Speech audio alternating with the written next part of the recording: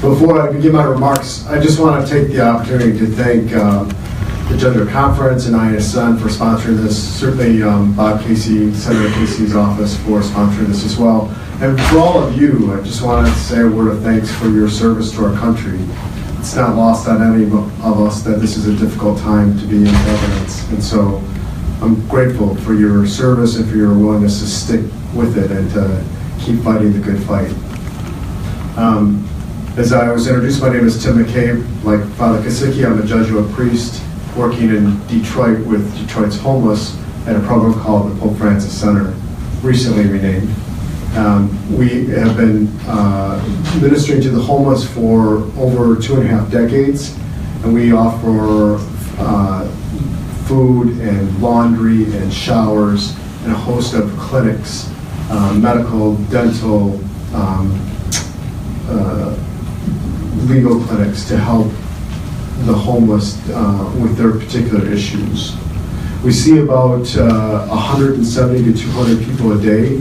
That's up from 60 to 80 a year and a half ago when I began. So we're seeing a huge uptick in the number of homeless in downtown Detroit for a variety of reasons. What I want to do is just kind of briefly talk a little bit about some of the stats. I mean, I know I don't inundate you with numbers, but I just want to talk a little bit about the history of how we've addressed homelessness, some of the positive things that are happening now, and some of the things I think could be improved upon. So, as you probably all know, that in the 80s we really addressed homelessness on an emergency basis, and it was an attempt to try and get whoever we found homeless off the streets and into shelter. And then we began to recognize that there were underlying issues that needed to be addressed, that there were addiction issues and mental health issues. And so we began to try to attack the problem from those underlying issues. And then now we've moved into this housing first model, which is highly successful. The idea is that you take people and get them into their own place first with a very low bar entry, and then you address the issues that are causing the homelessness. And that's been a very successful model across the country, and that's what's happening in Detroit. And so the government has set out a 5-step plan for addressing chronic homelessness. This is part of that plan, is to get people in their own place first. We have in the country over 500,000 people on a daily basis that are homeless in the United States. And of them, 400,000 are sheltered, and the other 177 are unsheltered and actually living on the streets. 23% of all the homeless are classified as chronically homeless, meaning that they're extendedly homeless or they're have repeated episodes of homelessness in their lives, plus some kind of a debilitating issue. In Detroit, we have the last report came out. Last year there were over 16,000 people that are homeless. 21,000 of them are chronically homeless. We have not enough beds to shelter all of the homeless. One of the issues that we're trying to address at the Pope Francis Center. Now, some of the positive things that have happened. Obviously, the Housing First model is a great model, and the 5-step plan for addressing chronic homelessness is a good plan. It's a great way to go. There is the continuum of care, that is the planning process implemented by HUD to address through a coordinated, collaborative, and a community-based process of addressing homelessness and allocating resources. And as part of that COC, continuum of care, they've developed a data management system. So we are able to start to watch, to collect data on the people that are homeless, and also evaluate the system that is helping them move out of homelessness. One of the unique features that we have at the Pope Francis Center is that we don't ask people's information. We don't ask them to register, and we allow them to tell us on their time frame when their comfort level is, what their story is, what their name is. We really build relationships. We're really blessed with a great group of volunteers and staff that really take the time to get to know people, get to know them on their terms, allow them to tell us their stories, as they feel comfortable doing. And so we begin to know what some of the issues are that they're facing. One of those issues that so many homeless face is felony convictions on their record. And I know that Jose is going to touch on that, but that is one of the major obstacles in people getting out of homelessness. It's really a sentence to the streets, because if you have a felony conviction, no one's going to rent to you, no one's going to give you a job. Now there are programs available through the city. I know that in DC, and the mayor in DC and also in Detroit have a reentry for citizens program, trying to get businesses to come together and talk about it and work on hiring people, job training programs. But it is that box, the ban the box movement is a pretty important piece.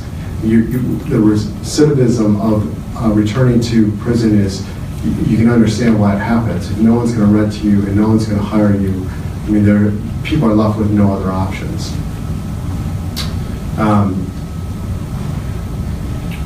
So more needs to be done at that level.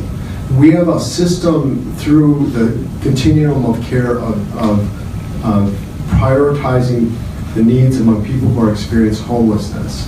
And that's a good system of, we have to prioritize. So there's the SPDAT survey. We go through, people are trained to survey homeless persons, and then they get a priority number.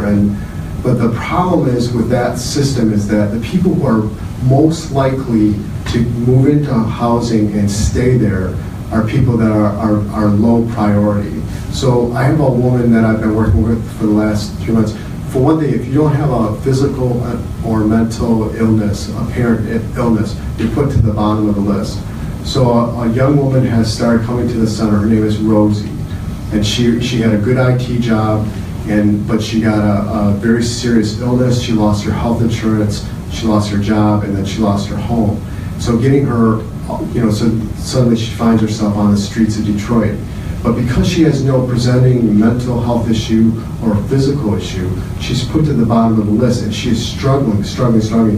There's very little that we can do. As a matter of fact, she's selling her plasma in order to get by right now. She sells her blood on a weekly basis. So we've got to do a better job. The prioritizing is an important thing, but there really needs to be two tracks that we take in terms of helping with housing vouchers, those who are capable of moving in and are most likely to be successful in that, and then those who have more needs. The other piece of that is for those who have specific needs, they need wraparound services. The process of evaluating the work that's being done, helping people get out of homelessness, is numbers-based. It's touches rather than outcomes. And so the outreach workers, the social workers are out there on the front lines. They're getting the numbers, they're getting the names, but there's very little follow-through. And I hear that from our guests, our homeless guests, all the time. Someone comes in, they tell them that there's housing vouchers available for them. They may do the SPDAT training, they may not, but they set up appointments and then they never show up, causing frustration among the homeless and suspicion among the homeless that nobody really is out there for their best interest. So the idea of we've got to do a better job of just saying, it can't be just a numbers game of making sure you get as many numbers on your paperwork as possible. We've got to really think about and prioritize outcomes. How we walk with those people who have specific issues, addressing the presenting issues that are causing the homelessness in an effective way to move them out of homelessness. So I'd encourage the movement towards measuring outcomes more. The other piece, Detroit's, like many cities in the U.S., is seeing a revitalization right now, and I'm proud of the city that I grew up in, and we're really seeing in Detroit the rebirth of a great American city. It's an exciting time to be here. But we have what happens when there's this regentrification is rents go up, affordable housing becomes more and more scarce, and it just ripples out, and as a result there's more homeless. And that's part of the reason why we're seeing more. But then Detroit COC funding gets cut because that's part of the way they're being evaluated by HUD, is if we have more homeless, we get a lower score. So for no fault of any of the agencies that are working with them, simply because there are more homeless in Detroit. 4 agencies, funding got cut through HUD this year because of that.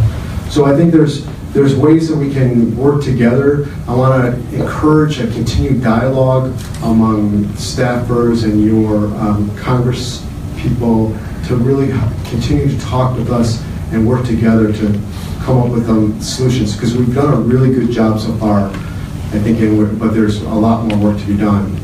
So thank you for being here, and thank you for allowing me to speak with you today.